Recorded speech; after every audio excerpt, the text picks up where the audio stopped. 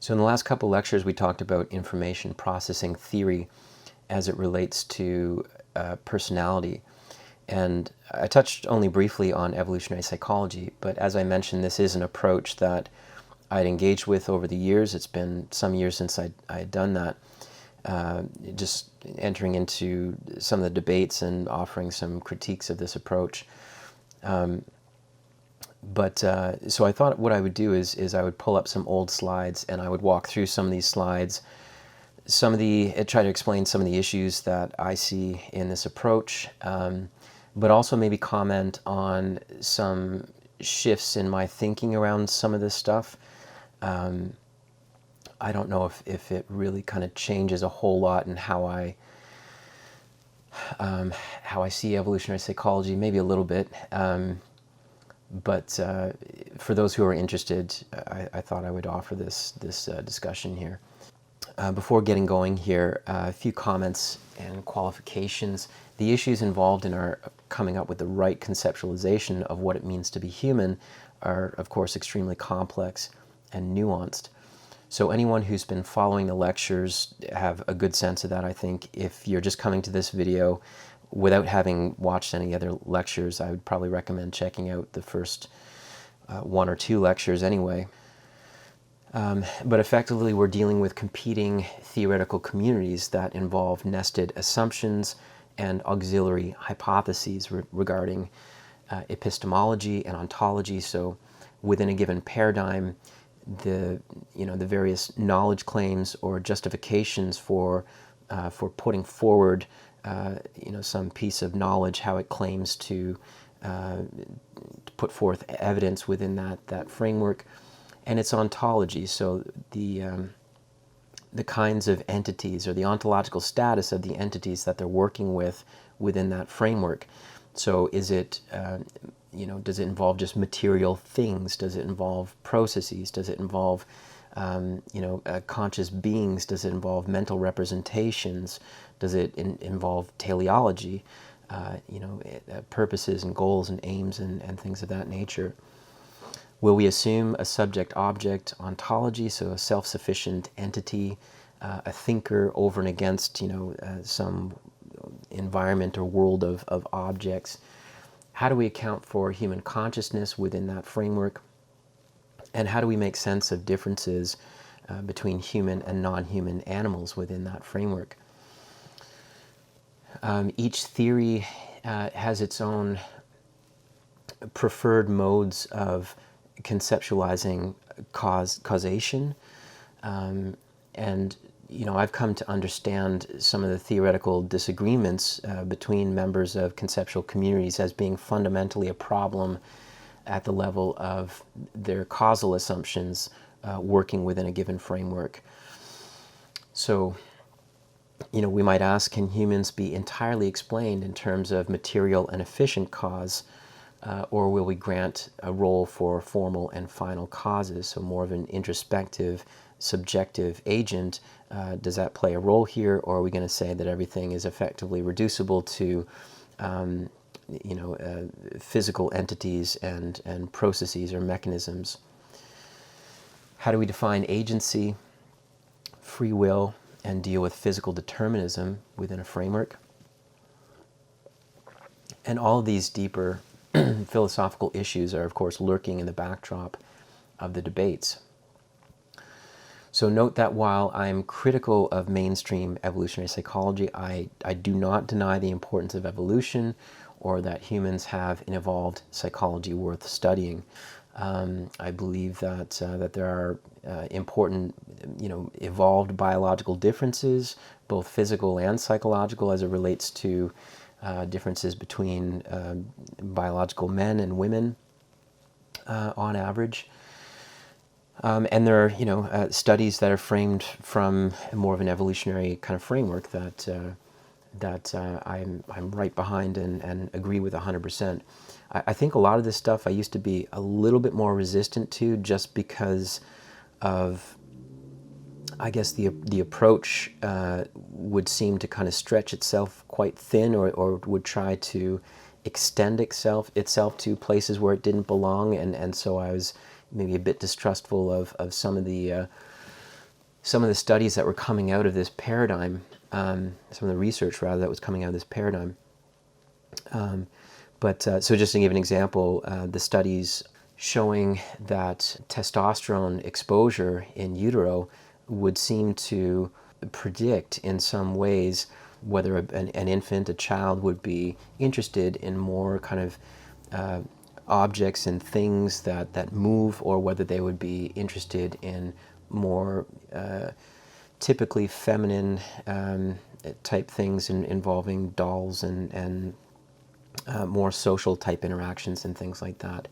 I've since had a good look at those studies, and I'm pretty convinced, I think, that those are legit studies. So I don't have any issues with those kinds of things. And I think as the theories, as they are linked in more to, I guess, actual biological processes, like they're looking at testosterone levels and, very concrete phenomena. It's not just a speculative, kind of look at some of this stuff. That's where the difference is for me in a way. But okay, so what is evolutionary psychology? Well, there's two views. I mean, one is essentially we can describe evolutionary psychology as any approach that takes an evolutionary framework to theorizing about the human being, or we could say that it describes more basic assumptions, involves more explicitly defined theoretical arguments and commitments, and that's the one that I'm going to suggest we roll with here for the sake of this presentation, I guess. So if we define it so broadly that it would envelop any theory working from an evolutionary perspective, then we would have no meaningful way to distinguish between paradigms that have different theoretical assumptions and consequences. So I can say that for myself. I'm a clinical psychologist. A good part of the way that I work involves the framework of attachment theory. And attachment theory is arguably in part like a biological, evolutionarily informed theory. It involves how we come to regulate our emotions through attachment relationships. So in a sense, I mean, I would be engaging in some kind of partly, evolutionarily informed framework. Nonetheless, I would consider myself to be a critic of the mainstream evolutionary psychology approach. So if we had a very broad conceptualization, it would seem to include theories that are sometimes in direct confrontation with one another in terms of their assumptions. And it would mean that evolutionary psychology would be left disintegrated, which would be kind of strange given that many of the proponents claim that it's able to offer an integrative theory or paradigm shift that will unify the disjointed social sciences. It means that some researchers, such as affective neurobiologist Jaak Panksepp, would be regarded as doing evolutionary psychology, even though he was one of its critics. And how could that be unless there are key differences in the theoretical assumptions of those working broadly from an evolutionary perspective? So Panksepp is an important figure in some ways. Like my original paper, and if I was to write it again, I would write a totally different paper, but the argument was essentially in line with what Panksepp was arguing, which is that evolutionary psychologists, tended to be in the habit, or at least the mainstream evolutionary psychologists, were in the habit of, offering hypotheses and speculations in ways that didn't seem, they weren't grounded in an appropriate understanding of how our neurobiology, how the nervous system actually works. So that you couldn't, choose examples of modular, kind of systems in the lower nervous system and then use that as evidence to speculate about other kinds of evolved adaptations. So in what follows, I will take evolutionary psychology to involve, again, the most mainstream approach with specific theoretical arguments and assumptions. This is essentially the information processing approach adopted by Tooby and Cosme, then later Steven Pinker and David Buss.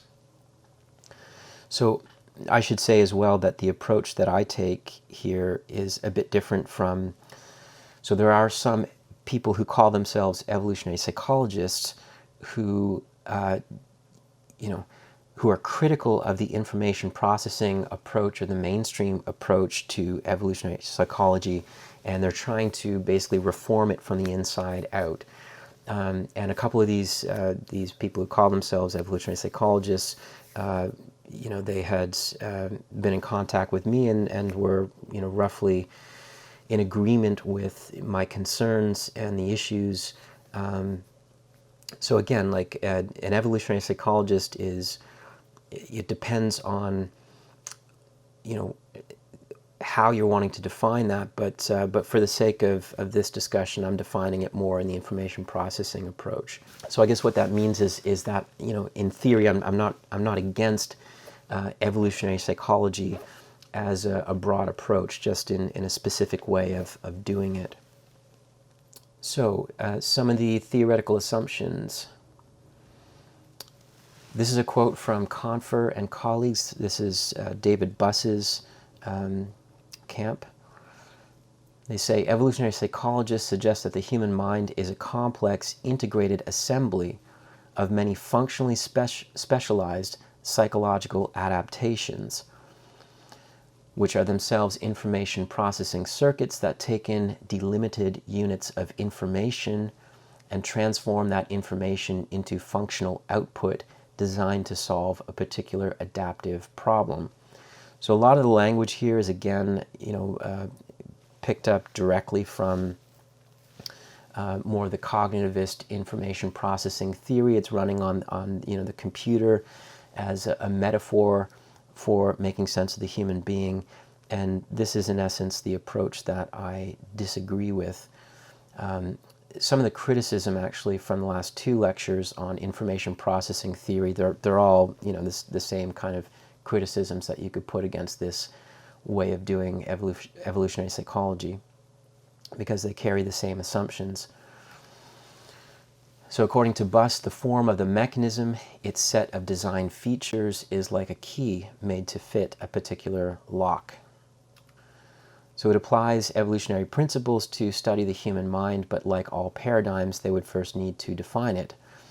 So again, you need to define the human mind because it's not something that you can empirically ascertain from an extrospective third-person framework. You can't, because it involves thinking, it involves emotion, sensations, and so on. And this is arguably beyond what is empirically verifiable, independent of any theory that might have to interpret it. So it's a theory that combines natural selection and cognitive psychology.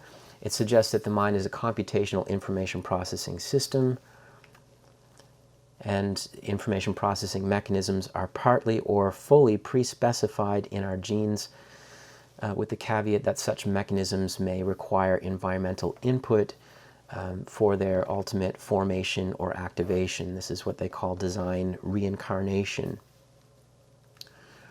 These mechanisms evolved to meet some adaptive function. That is, they solved specific problems within our evolutionary history. So having defined the mind as a system of pre-specified and domain-specific information processing mechanisms, they could now apply adaptationist thinking to speculate about how they work and what problems they solved, all from a gene's eye view, from a third-person extrospective frame. So they would hypothesize that there evolved mechanisms as it relates to jealousy, feelings of jealousy, that this would have been adaptive in that it secures your connection with a particular mate and, creates the emotional resources to ward off any potential threats to that mate. Mechanisms involved in our fear of snakes, why some European men prefer blondes, reciprocal altruism, why we would be willing to make sacrifices or put ourselves at risk or expend significant resources for someone else. And the idea is that it brings in an inclusive fitness model, I think, if memory serves correctly. And the idea is that depending on genetic relatedness and the cost involved, that we would engage in this because it would have a great likelihood of perpetuating our genes, or that we would work in a way that someone else would feel obligated to us, and so on. Now, this sort of thing is so the earlier stuff I think I could be convinced of without too much difficulty. As we move along into these more highly resolved speculations involving, so altruism, for me, the altruism involved in a human being is different, I would say, than the altruism, quote, altruism as it relates to an ant or a bee, sacrificing itself in a way to benefit the colony. That's not what's going on much of the time, I would argue, when humans engage in altruistic acts. Much of the time when we do that in the service of, some value, or for the sake of some meaningful contribution as it relates to our understanding of who we are as a person. So we engage in these actions because to avoid that, we say that we wouldn't be able to live with ourselves if we didn't do this or that or whatever. And so there's a sense in which these actions, they tie into how we see ourselves and the kind of people that we want to be. And that's I would say, a very unique human capacity that we don't want to distort by, suggesting that the same kind of thing that's happening with the ant in the ant colony is happening at the level of a human being. So this is where I get very concerned with this sort of thing. There's been various evolutionary speculations as it relates to kinds of consumer behavior, religious beliefs, and human warfare, that there's some parallel in chimpanzee intercoalitional conflict at the level of chimpanzee troops, that there's some parallel there as it relates to human warfare. There's evolved mechanisms and adaptive interpretations as it relates to our reasons for producing art, presumably to demonstrate status in the sense that we have enough free time and free play that we can create these things. And also, there's mechanisms involved in the consumption of art, the consumption of and the production of various forms of literature, according to evolutionary psychology. And again, this is where it stretches out to a place where I get really uncomfortable. Again, because it seems to me like it's entering into the domain of meaning, into the domain of first-person agency, culture, all these things that are arguably, moving beyond, mere mechanism. Now, so the debate between evolutionary psychologists and their critics is pretty fierce. I love this quote by Albert Camus: "It's always more convenient to exploit a cliche than a nuance." And I would say that both sides are guilty of this. So, when I was involved in those debates, and my original paper was, parts of it were far more polemical than I would want it to be, and I look back at it now, and parts of it are kind of make me uncomfortable. It wasn't a disinterested sort of way of framing the issues, let's say, but I think part of it was that just again, there's this viciousness in how these two sides were going at one another. So, the evolutionary psychologists were essentially saying that the critics were, blank slate, behaviorists, that they were unscientific or not, critical in their thinking, that they were naive, this kind of thing.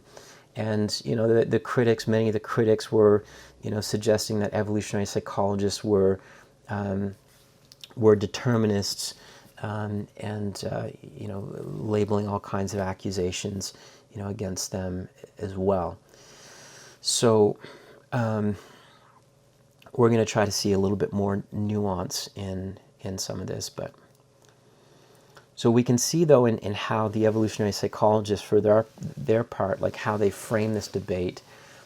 This is a quote from David Buss. "The human mind can no longer be conceived as it has been in mainstream psychology, implicitly or explicitly, as a blank slate onto which parents, teachers, and culture impose their scripts, a domain general learning device.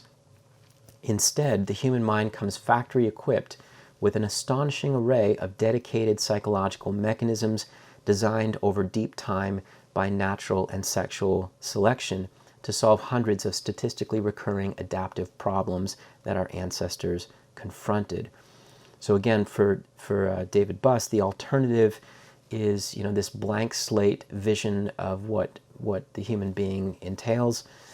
Now, to me at that time, I did not see myself as a blank slate behaviorist type. I certainly appreciated that there are aspects of the evolved nervous system and our evolved biology, our evolved psychology.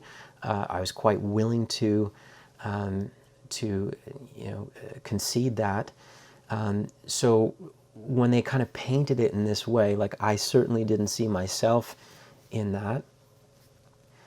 For me, I've always been, as far as I can remember, something of an existentialist. So I had always valued and understood and tried to defend the individual, the person, that there's something about the person, that there's constraints at the level of biology and there's constraints at the level of culture or the social, but there's also some room for choice where the subject is able to, it's the site within which possibilities manifest and the individual is responsible for choosing one path among various alternatives.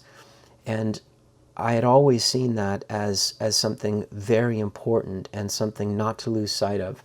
And it's what allows us to hold people accountable. It's, it involves personal responsibility. And it's that existential struggle, I guess, that we all have to endure in some way. And so that's where I'm coming from, I guess, in these arguments. And so I'm opposed to any kind of reductionism that would lose sight of the individual characterized in that way. And so when evolutionary psychology comes around, and it seems to me like they were trying to reduce the human being to gene-environment interactions, I took issue with that, and it concerned me. If there is a sense in which, the human is seen as an agent, as having some capacity for free will, well, where is that stated in this theory? That's where I'm coming from, and that's what really concerns me about that. But I will say that in recent years, part of it is getting a little bit of space from these debates, but I've said this in another class, like another kind of reductionism. It's this social reductionism that has come in, and the individual is somehow swallowed up in some social category where the most important thing that we can know about you is again, your race, your sex, your sexual orientation, and everything else is somehow secondary, and you're really just some cog in some social machine, operating according to some power dynamic, and you're benefiting according to where you fall within that hierarchy as it relates to how you line up with these different social categories. And I find that, really problematic for all the same reasons that I had disagreed with as it relates to evolutionary psychology. So in a weird way, like I see the evolutionary psychologists debating about, what's going on here. So this is 2019, everything that's going on in the mainstream culture wars as it relates to, the importance of academic freedom, the importance of recognizing, sex differences between men and women and how that might play into things. They're the ones that seem to be making the most sense right now, as the critical theorists and third wave feminist types are not really making much sense at all. So I just want to position myself a little bit in there before we move forward in some of this, and I'm willing to concede that in my taking issue with evolutionary psychology and again getting caught up in some of that polemical sort of debate, I think I might have missed some important ways in which the social constructionist type stuff had come in and created all kinds of problems.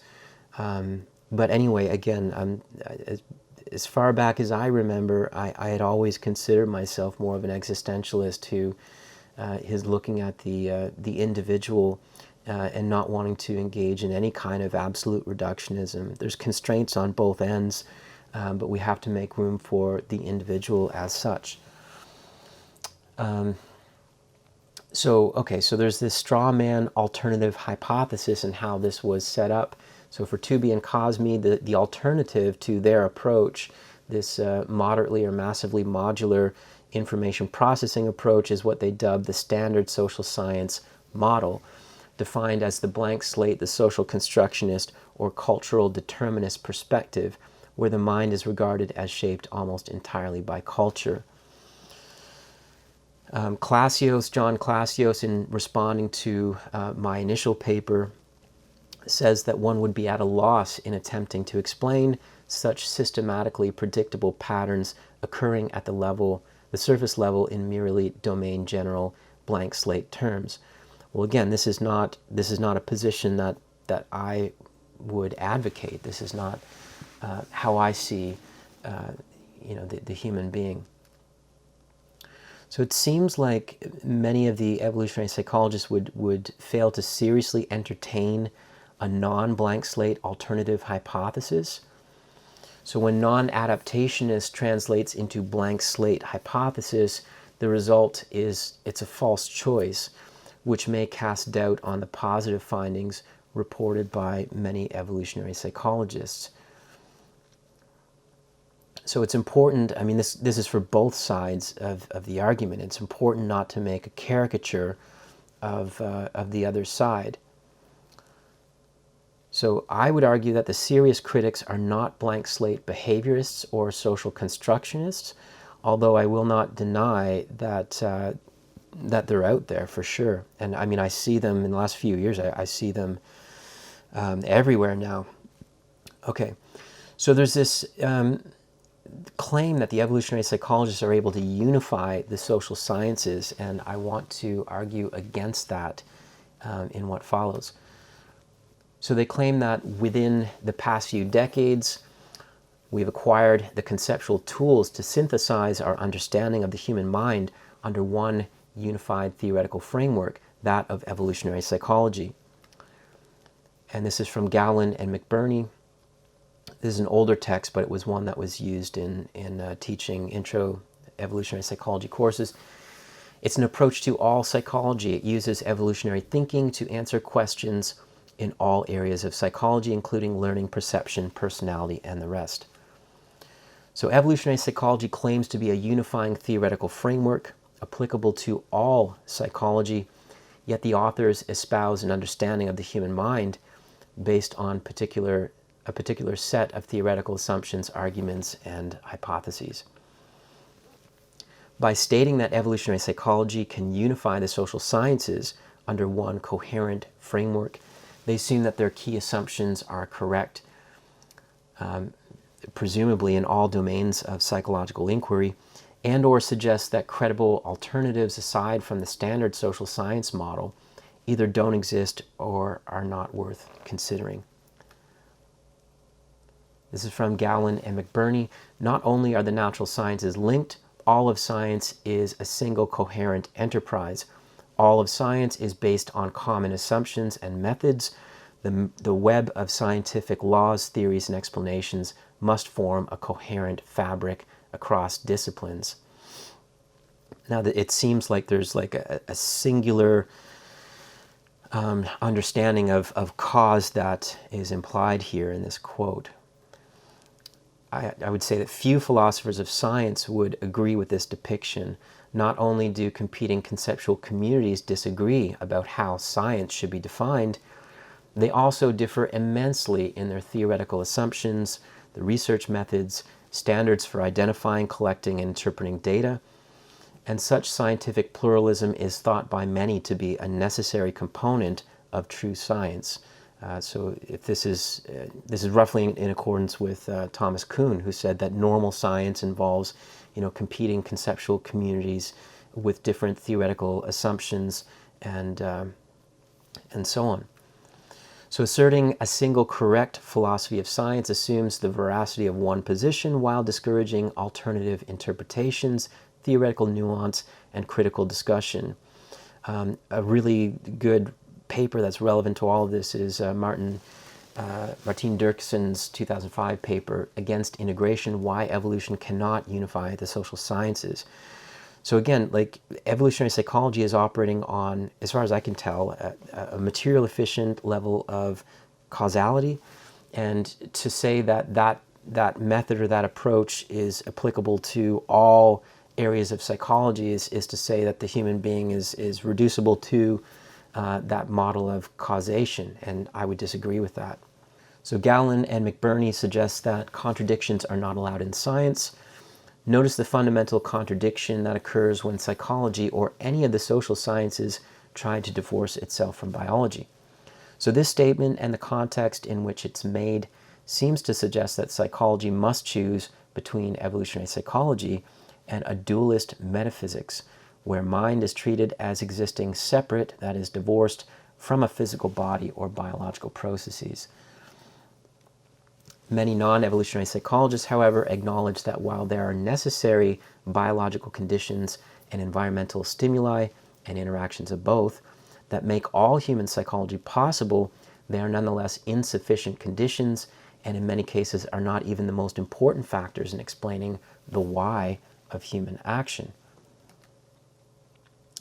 It is not a question of whether psychology can be divorced from biology, but whether all human endeavors can be meaningfully reduced to biophysical explanatory causes. A unified science presumably means embracing evolutionary psychology's preferred notion of causation. This is worth debating versus just assuming, and the critics should not be so easily dismissed. A key issue here that I'll only briefly discuss again involves key theoretical assumptions regarding causation and explanation, how or why things happen, exist, and so on.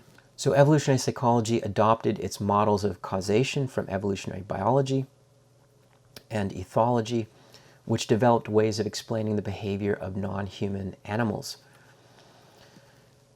Evolutionary psychologists seem to assume that such models can be unproblematically applied to the behavior of humans. Every textbook stresses the importance of Tinbergen's 4 questions or levels of explanation, as well as Mayer's proximate ultimate distinctions. So I'm just going to review these quickly. I've done this in a previous lecture. But Tinbergen's 4 why questions involve the immediate influences on behavior, which appear to be just the physical events in the here and now. The developmental influences on behavior, life events, the function of the behavior, its adaptive purpose, the evolutionary or phylogenetic origins of behavior, so the events which led to the origin of a given mechanism. And then Ernst Mayer's ultimate proximate causes include approximate questions or explanations that have to do with putative mechanisms in the here and now unfolding of events. These are usually how questions. And then the ultimate questions or explanations concern the evolution of the trait, usually why questions. So again, we're looking at impersonal event-driven change versus agent-driven action. Function or purposes are framed from a gene's eye, personalist view. Again, event-driven mechanisms and explanation from a personalist view. So these models emphasize cause or explanation in terms of biophysical mechanisms and event-related ontogenetic changes within the span of the lifespan of the organism, in addition to phylogenetic explanations involving the putative adaptive function of some structure, behavioral tendency, or trait. According to Aristotle's classic theory of causation, which again has gained renewed interest and recognition in recent years, evolutionary psychology appears to emphasize material and efficient causes. This is a quote from Ernst Mayr.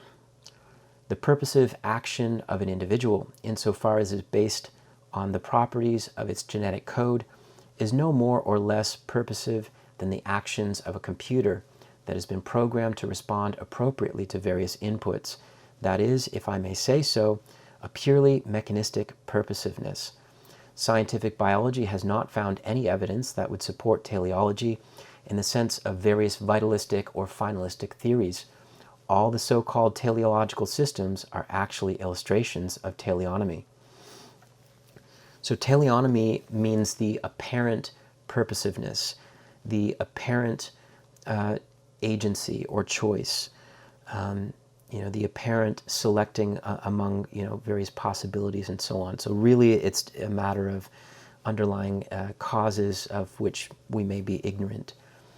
So if this is the model of causation that is at work within mainstream evolutionary psychology, then again, I would say it doesn't seem to make any room for human agency or free will. And a lot of this has to do with, again, your understanding of culture.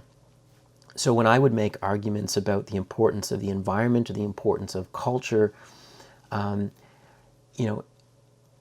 wouldn't be thinking about it in terms of, human beings, taking on representations as if they're, cogs in a machine or something like that. Like I would take culture actually in many cases to be the product of human agents who, work together to co-create these symbolic artifacts that have meanings that settle, existential questions or concerns or what have you, in addition to various problems that they're able to, kind of think about abstractly because they're able to entertain, the what is not there because they can, exist in time and all this kind of stuff.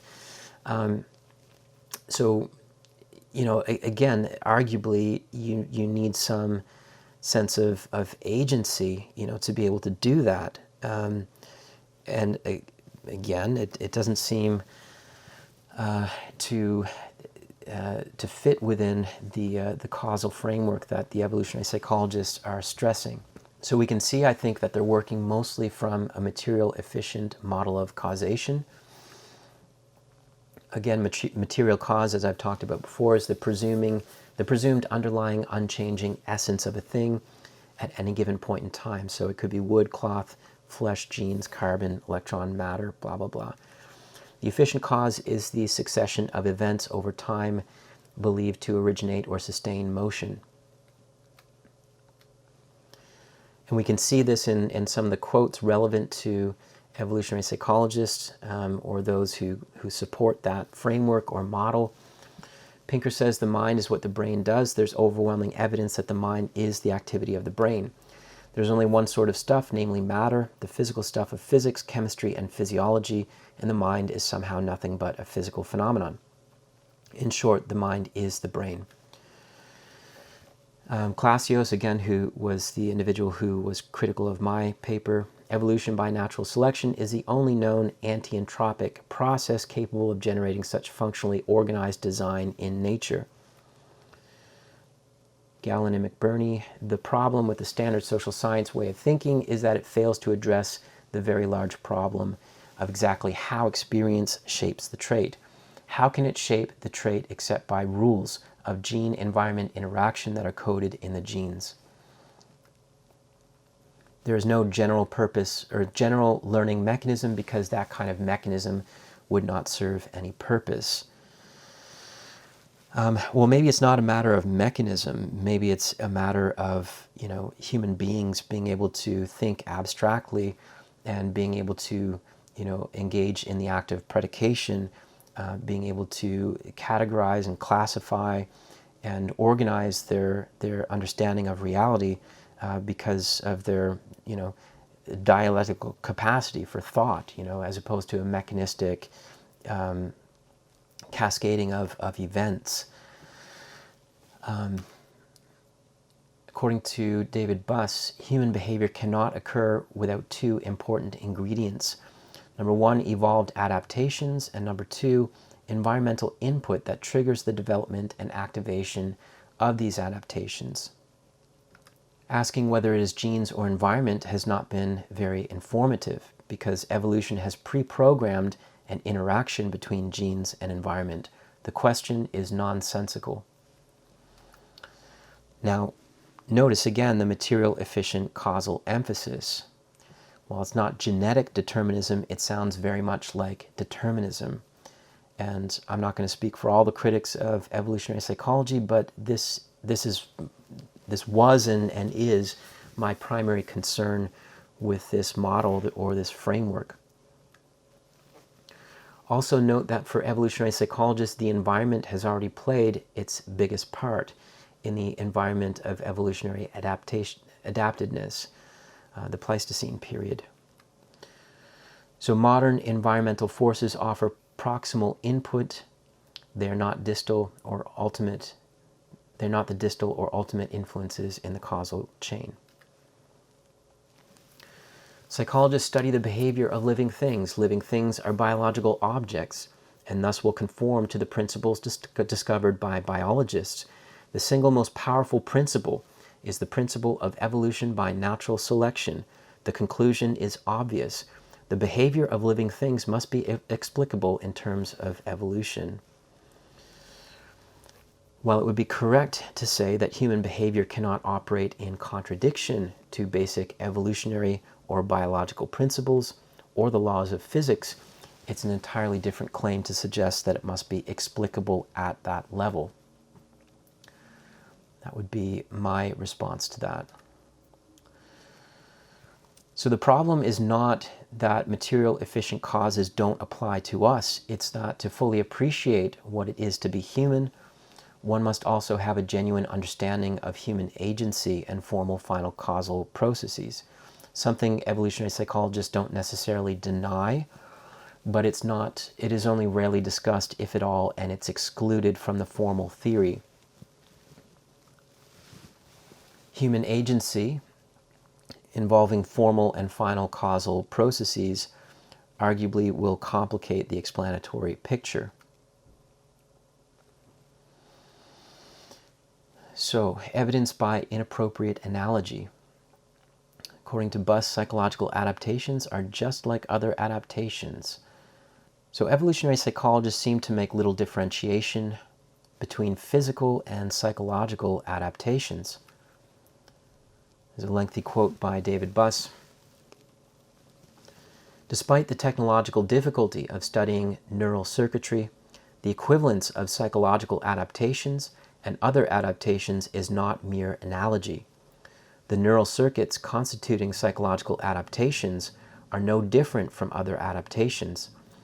Like hearts and lungs, the specialized physical-chemical configuration of a neural circuit provides a distinctive ability to affect a particular environmental transformation, usually of other neural circuits or muscles, precipitating causal cascades that, in the EEA of adaptation, increased production.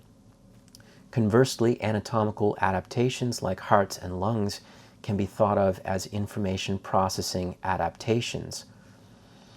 So again, he's using information presumably in the engineering sense, that shouldn't be confused with information in the everyday sense, in the way that humans typically speak of information.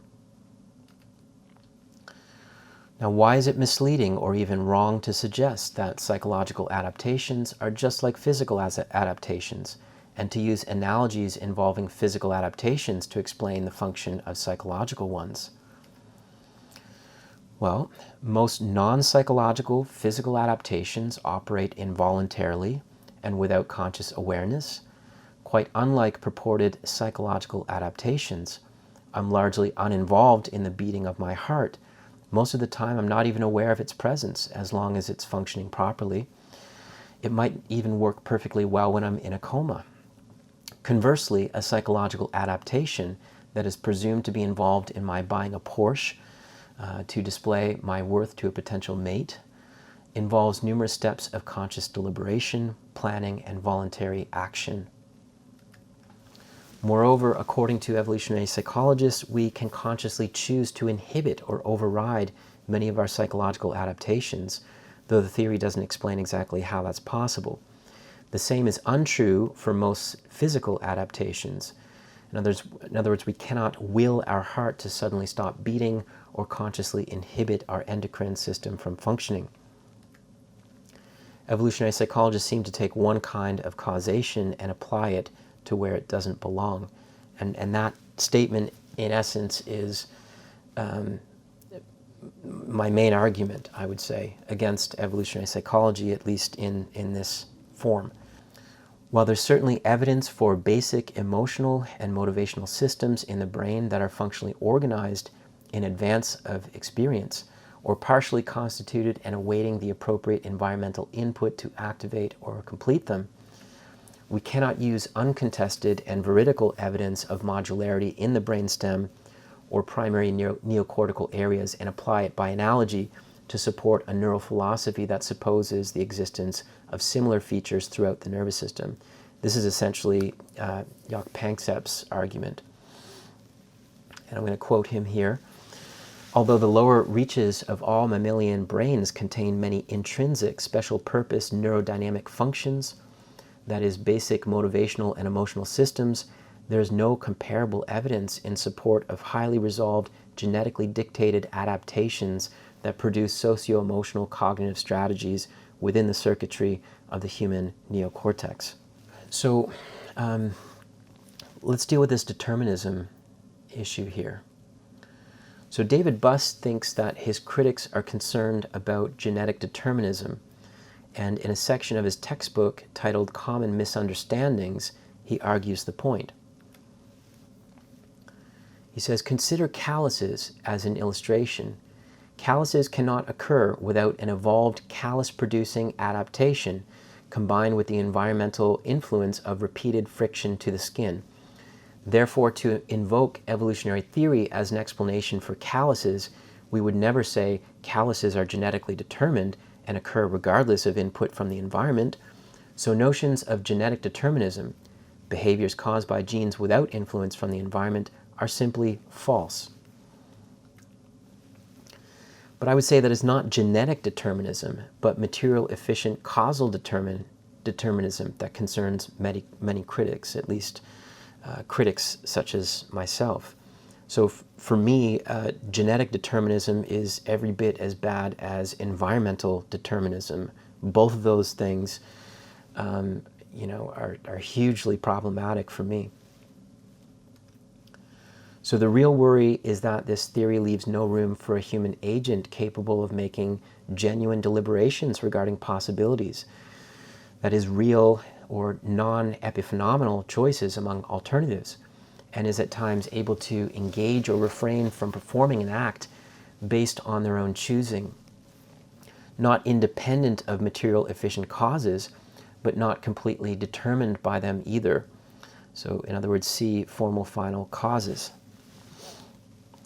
Buss has not shown how evolutionary psychology makes room for the above in its theorizing, instead emphasizing physically deterministic, material efficient kinds of causation. It's also worth pointing out some problems with the callus-forming analogy, as we might try to apply it to thinking about persons, And that's exactly what Buss is trying to do. So while it gives students a clear picture of the interplay between gene-environment interactions, it's misleading because the mechanism, unlike the actions attributed to persons, has no agency. It can be accounted for using a material-efficient causal theoretical framework. So if we accept the analogy as appropriate, we might imagine that the kinds of gene-environment processes underlying the formation of calluses can also explain artistic creation, literary preferences, consumer choices, and human warfare. Now, I don't want to deny that there is a way in which, some evolved process or mechanism can play a role in some of these kinds of things here that we're talking about. But I think I would emphasize that the weight of the causal explanation is perhaps more weighted on the end of formal final cause. So we're describing effectively two different levels of ontology. The first seems to involve a strict material efficient cause. The latter not only involves but arguably depends upon a self-conscious rational agent who is actively engaged in the world and exercising some degree of freedom to create and influence aspects of their lived reality. We should keep an eye on the analogies and metaphors used while considering how appropriate they are in helping us come up with the right way to understand ourselves. In a second section of Misunderstandings, Buss tries to address the concern that human behavior is unchangeable. Referring to his callus example, he suggests that humans can and do create physical environments that are relatively free of friction. These friction-free environments mean that we have designed change, a change that prevents the activation of the underlying callus-producing mechanisms. Knowledge of these mechanisms and the environmental input that triggers their activation give us the power to decrease callus production. Now, few would doubt that humans consciously and deliberately alter their environments, but where does evolutionary psychology theory make room for the agency it would require? How can genuine human doings become more than the effect of personless gene-environment causal happenings? There's sometimes a difference between what theorists say and what their theory allows them to say. Buss mentions human agency in passing, but he avoids a sustained discussion and does not see how such acknowledgement may create problems for his other arguments. The admission that humans might be causal agents involving formal final causes casts doubt on the appropriateness of his using material efficient causal analogies, such as the callus formation mechanism, to explain the human mind. So if we look closer at some things here, some terms in need of explanation, he uses the term create. He refers to a sense of that we come together to do something, that there's a sense of prevention, knowledge, again, that it involves us as a joining together in some collaborative process. How does he explain how we have designed change? What is the ontological status of the we? How do human intentions come into play to create and prevent things? How are actions involving apparent self-reflection, knowledge, and agency not just the product of material efficient causes based on survival value and evolutionary design features that were not of our own choosing? If that's all they are, how can we secure meaningful notions of truth and knowledge? How does the conscious knower, in other words, emerge from or transcend mechanism and adaptation in order to get causal traction over our material efficient mechanisms that determine so much else?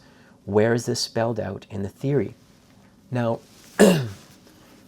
if this was something that was laid out in the theory, that of course there's a sense of agency. Of course, humans have a symbolic capacity for entertaining possibilities that they can deliberately select among, different choices in the service of some goal that doesn't necessarily line up with some evolved mechanism, if all that's possible, then why is that not stated in the theory, if only to be aware of the boundary conditions where your theory is applicable, where it begins and ends, and where another theory might need to come into play? In my mind, you have to be aware of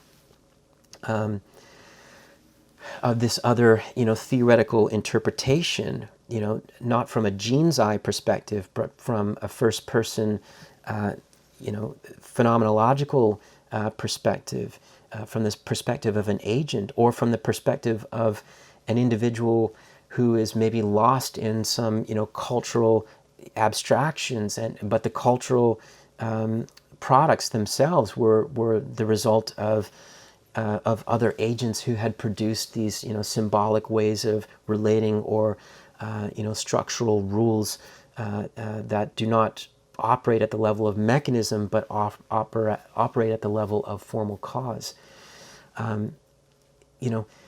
If evolutionary psychologists would agree with all that, then please, someone write to the makers of these introductory textbooks and get them to explicitly put this into these texts that are taught to students, so that we can, introduce some of this into our theorizing.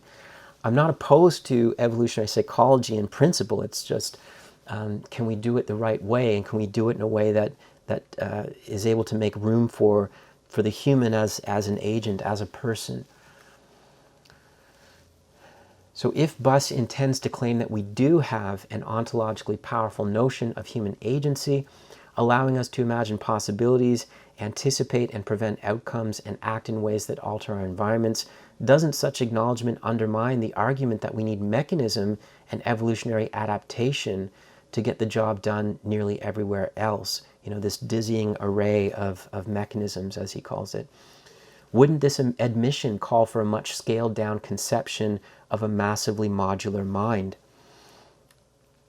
Is evolutionary theory a powerful explanatory force accounting for everything from the formation of calluses to human warfare, or is this a theoretical overreach? And again, I'm not opposed to evolutionary psychologists making targeted hypotheses as it relates to, the evolved, mechanisms, if you will. I don't like that term for all kinds of reasons, but the evolved capacities that differentiate between men and women, or that had some kind of survival value of some kind.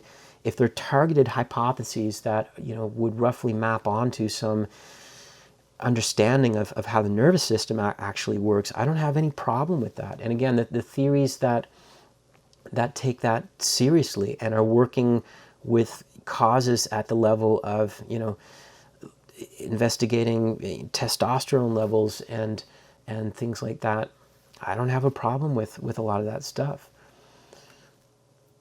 So Buss continues here. So knowledge of our evolved social psychological adaptations along with the social inputs, again he's sliding into this information processing language, that activate them, give us power to alter social behavior if that is the desired goal.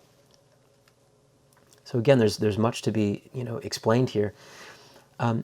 How do we somehow transcend our social inputs and the mechanistic adaptations designed to respond to them? How are our ways of altering social behavior more than mere mechanism responding to social input? How do we come to have desires that are more than evolutionary pre-specified ways of responding to the environment? How do we have goals that are not themselves just the product of adaptation? I think we have all of that, and I think that Buss thinks that we have all of that, but where in the theory does it acknowledge that, which would prevent it from engaging in this kind of theoretical overreach? So like some evolutionary psychologists, Buss might claim that freedom, agency, and physical determinism are compatible, and that perhaps his views are similar to Daniel Dennett's. But Dennett's compatibilism, in my opinion, suffers from a multitude of conceptual problems, and is regarded by many philosophers to be more of a rhetoric-heavy, revisionist doctrine involved in a deflationary account of both agency and free will. So for Dennett, material-efficient causes do all the work, and free will seems to be little more than an illusion based on epistemic ignorance of the underlying causes. There seems to be an unexplained Cartesianism in evolutionary psychology as well, where the human psychology is supposedly founded on a near infinite array of physically constituted information processing mechanisms, and yet when it seems necessary or perhaps convenient, evolutionary psychologists can somehow evoke the subjective I who can stand separate from and against such mechanisms to override them and make alternative choices. So as Pinker says, about his deciding not to have children, he says, I'm happy to be that way, and if my genes don't like it, they can go jump in a lake. Now again, there's nothing wrong with this statement. I would agree with that statement. But how does he account for it? So evolutionary psychologists seem to have no explanation for how this would be possible. How does real choice arise from physical mechanism? Even philosophers who are sympathetic to evolutionary psychology, which, Daniel Dennett, I would take him to be in that camp, would see this as a mysterious claim in desperate need of explanation. So he is somewhat poked at or kind of ridiculed Pinker a little bit for his position on this and not being able to explain it. So as an aside, one consequence of evolutionary psychologists theorizing being constrained by an excessively narrow model of causation is that phenomena like sentience, self, free will, knowledge, and morality become mysterious or difficult to explain. So you can see this in Steven Pinker's book, How the Mind Works. So toward the end of the book, he lists off all these things as being inexplicable at the present time, and some things, including sentience, he argues is not even in need of an explanation. It wouldn't add anything at all. And I would disagree with that. I mean, that's an important part of what it is to have a mind in the way that a human does, that we have a what it's like of experience, we have a sense of agency, we have a ground understanding of being embodied, and part of that is arguably what allows us to engage in symbolic abstractions, being able to see entities in the world as possible objects and ourselves as an object in a way. So all that is in need of explanation, I would say. So why is all this talk about agency important? Because one's view of the human being will drastically change depending on the degree to which one believes that material efficient causes are not just necessary, but also sufficient in providing a full causal account of human thought, intention, and action. If one has a robust notion of human agency and free will, including formal and final causes, one can appreciate how material efficient causes, appropriate as they might be in giving a causal account of inanimate objects and the behavior of non-teleological animals, are by themselves incapable of causally explaining the full swath of human activity. Many evolutionary psychologists do not seem to recognize the distinction. So Gowland and McBurney say that evolutionary theory applies with equal force to humans. There is no scientifically defensible division between the natural and the social sciences. I would argue that there certainly is, insofar as human beings, again, we have this dramatic capacity for existing in social worlds. We create social worlds and live in a world of abstractions and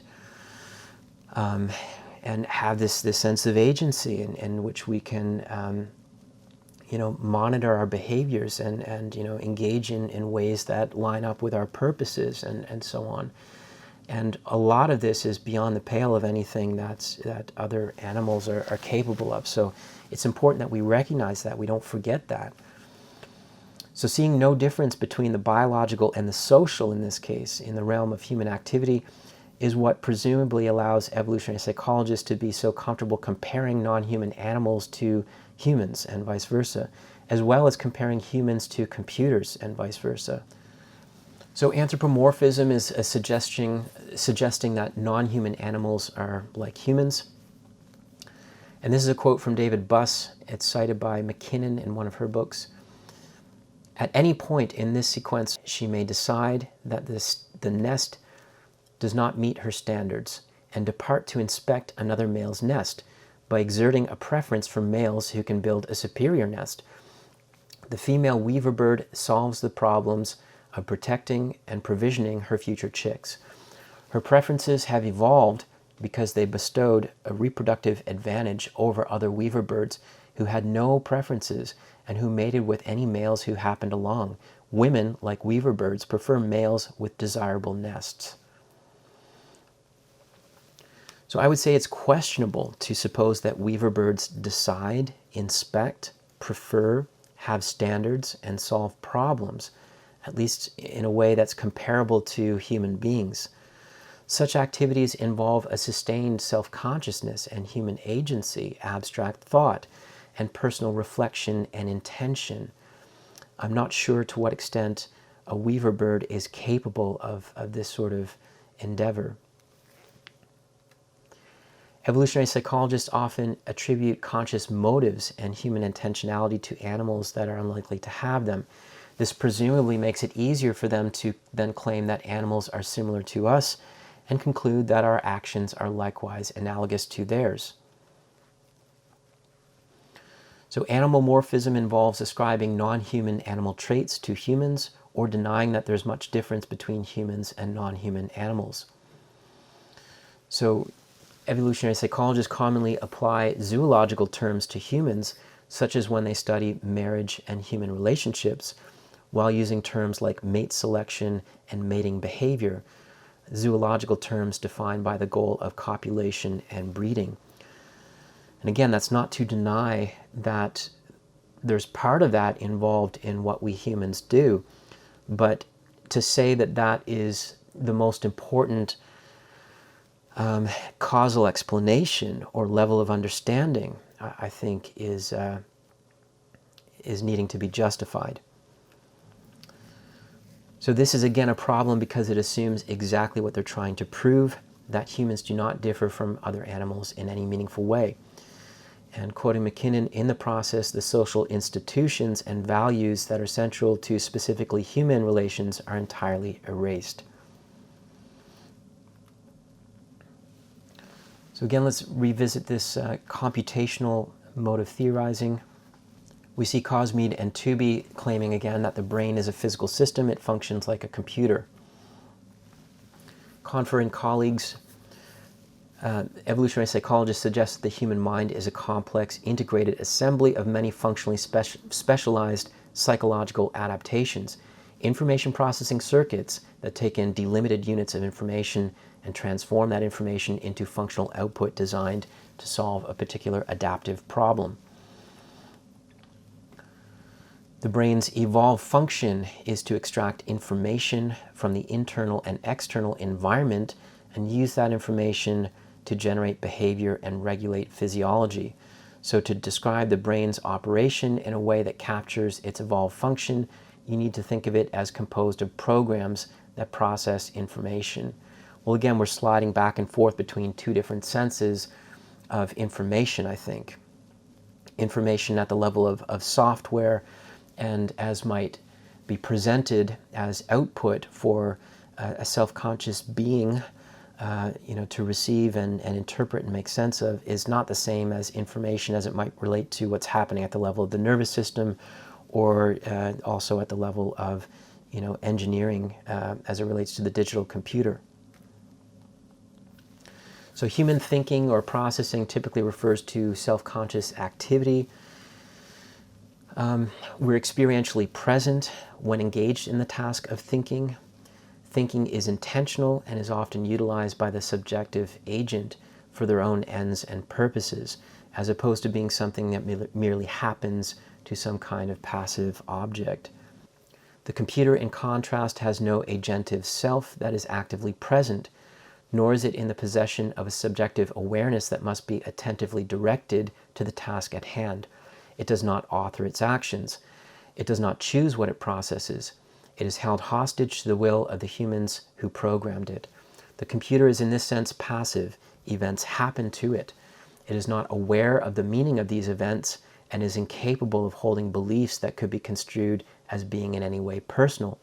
That is, in any way that it could really matter to the computer. Computers do not process information like people. Information is created by people, subjective agents, who are in turn capable of being knowingly informed. Computers arguably lack this capacity, or else it must be convincingly shown how the analogy might somehow hold. So some concluding comments here. A quote from Gallon and McBurney. Evolutionary theory applies with equal force to humans. There's no scientifically defensible division between natural and social sciences. So again, for the non-evolutionary psychologists such as myself, there is a blurry kind of line with regard to causal emphasis or priority, and we want to try to disentangle, what that line is or what it means. Although biological mechanisms, evolved adaptations, physical laws, and so on are involved in everything we do, the explanatory force we attribute to them may nonetheless vary according to the kind of human activity we are interested in explaining. So non-evolutionary psychologists would agree that biology and gene-environment interactions are important when explaining the nature of human attachment relationships, aspects of emotion regulation, anxiety, and so on. It's less so when attempting to explain human activities that are believed to be the result of individual or collective consciousness, including altruistic acts, war, the production of consumption of art, literature, politics, and so on. Why is that? Is that a contradiction? Not unless you assume that all human behavior can be causally explained in terms of biophysical events, that is, at the level of material efficient causes. And if one does make this assumption, they would have a lot to explain and countless contradictions to deal with. How we also, presumably have free will. An alternative to evolutionary psychology would suggest that at a certain point in our evolutionary trajectory, in terms of the phylogenetic story, the human being emerged as a self-conscious agent, bringing about new kinds of causation, including formal and final cause, still involving biological processes, though not reducible to them. Formal and final causes open up with self-awareness, I am, embodied consciousness, awareness of possessing a particular body, increased capacities for symbolic representation, and the coevolution of language, which further ignited our capacity for explicit thought, higher order intentionality, and increasing modes of symbolic abstraction.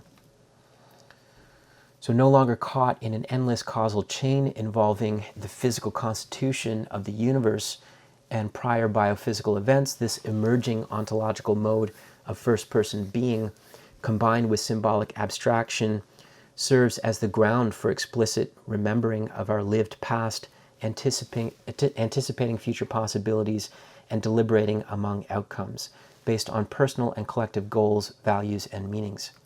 While many evolutionary psychologists apparently want to protect some notion of free will, their theory of causation is not robust enough for the task. I doubt that evolutionary psychologists can provide a non-deflationary account of self-consciousness and agency while remaining faithful to the key arguments of the theory. If that were possible, they might then explain why human agency is so impotent that everything from art, culture, politics, and so on should be interpreted as the ultimate causal product of evolved adaptations, and not the agency that eventually emerged. Evolutionary psychology is ultimately a theory of material efficient causes, at least as it relates to the information processing approach. And as long as it remains so, it seems to me that it can only ever be a sub-discipline of a broader psychology which includes formal and final causes. It cannot be an approach to all psychology, and certainly cannot unify the social sciences. See if there's anything else I want to say about that. So